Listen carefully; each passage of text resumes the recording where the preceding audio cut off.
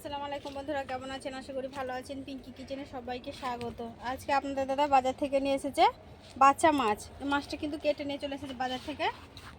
এই যে বাড়িতে কাটা দেখাতে পারিনি, যেহেতু বাজার থেকে কেটে নিয়ে এসেছে। এবার পরিষ্কার করে আমি ভালো করে ধুয়ে নেব।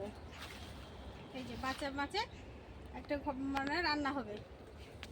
চলুন মাছটা ভালো করে ধুয়ে নিই পরিষ্কার করে। এর মধ্যে আমি একটু নুন কচলাবো। নুন দিয়ে এটা মাছটা কচলে কচলে ধুয়ে নেবো ভালো করে পরিষ্কার করে। আমি আদা রসুন এখানে ছাড়িয়ে নিয়েছি, দেখেন।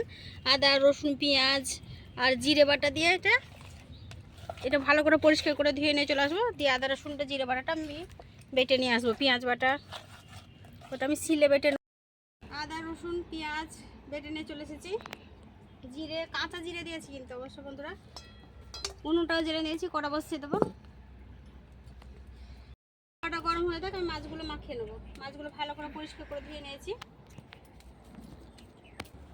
আদা রসুন জিরে বাটাটা দিয়ে দেবো এখানে। তেলটা গরম, কড়াটা গরম হয়ে গেছে, এবার তেল দিয়ে দেবো। আমি আজকে সাদা তেলই রান্না করছি। আদা রসুন জিরে এটা বাটাটা দিয়ে দিয়েছি। এবার দেবো নুন,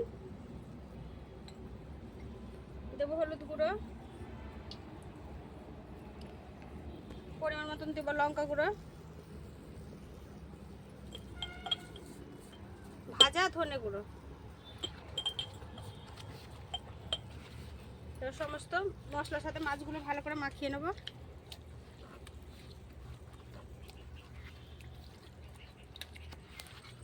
ওইদিকে তেলটা আমার গরম হচ্ছে।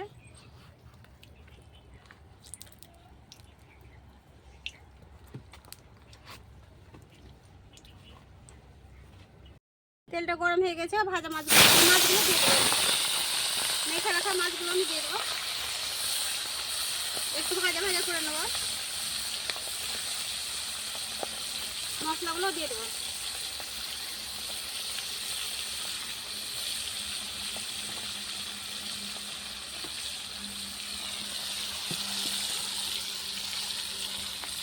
মাছটা উল্টে দেবো।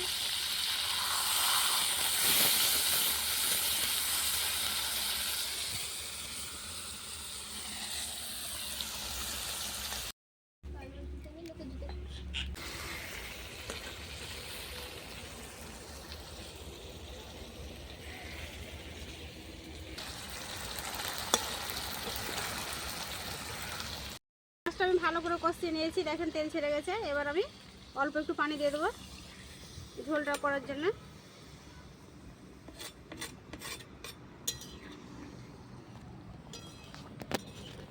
আর আলো করে নেড়ে দেবো হালকা হাতে। দেখেন মাছগুলো সব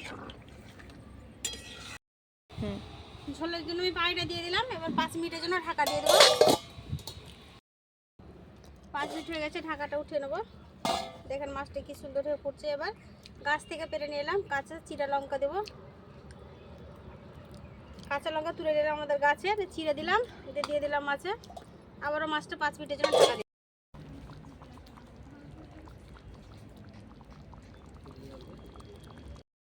ঢাকাটা উঠিয়ে নেবো। দেখেন মাছটা কত সুন্দর হয়েছে, মাছটার কালারটা দেখছেন। এবার আমি নামিয়ে নেবো, হয়ে গেছে।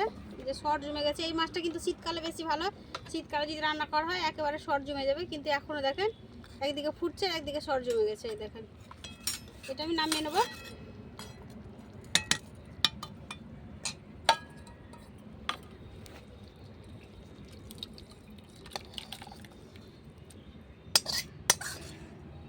ভাতটা নিয়ে এসে খেয়ে দেখাবো কেমন হয়েছে।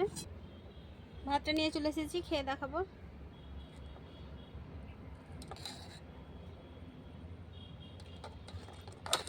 ঝোলগুলো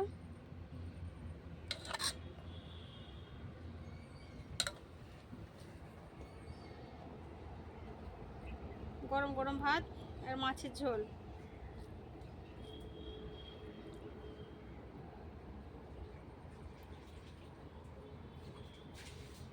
প্রচণ্ড গরম হয়েছে বন্ধুরা, একটু খেয়ে দেখাচ্ছি।